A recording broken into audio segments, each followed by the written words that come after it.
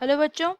तो क्वेश्चन देखते हैं कि क्वेश्चन में क्या दिया गया है कि which of the following is not organometallic complex. पहला ऑप्शन दिया गया है Grignard reagent, second option is ferrocene, third option is transplatin and fourth option is diethyl zinc. तो इस क्वेश्चन को सॉल्व करने के लिए जो की कॉन्सेप्ट की हमको ज़रूरत है वो ये है कि हमको पता रहना चाहिए कि ऑर्गेनोमेटेलिक कंपाउंड क्या होता है। तो एक ऑर्गेनोमेटेलिक कंपाउंड हम उसको कहते हैं जिसमें एक तो हमारा मेटल रहता है और वो मेटल का बॉन्डिंग जो रहता है वो कार्बन के साथ रहता है, जो कि एक ऑर्गेनिक मॉलिक्यूल का पार्ट हो।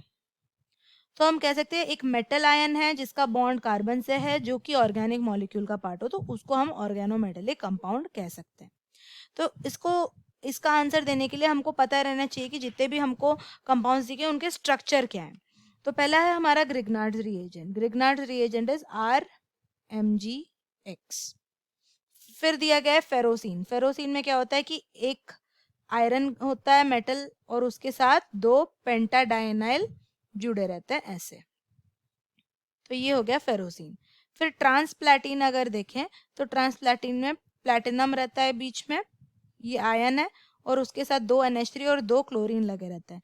तो क्योंकि ट्रांस है तो ऑपोजिट साइड में रहेगा ऐसे NH3 NH3।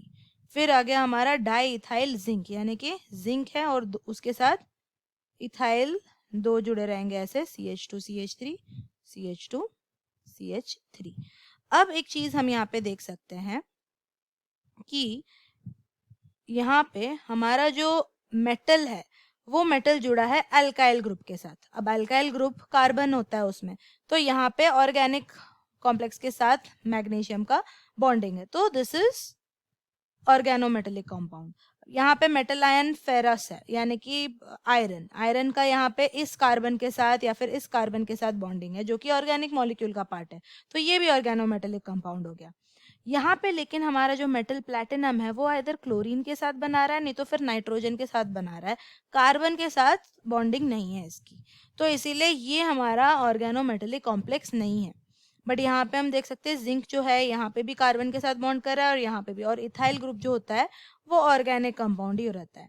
तो इसीलिए हम कह सकते हैं कि this is an organometallic compound, this is an organometallic compound and this is an organometallic compound, but transplatin is not. इसीलिए option 3 is the correct answer, क्योंकि क्वेश्चन में हमको पूछा गया था कि which of the following is not an organic organometallic complex.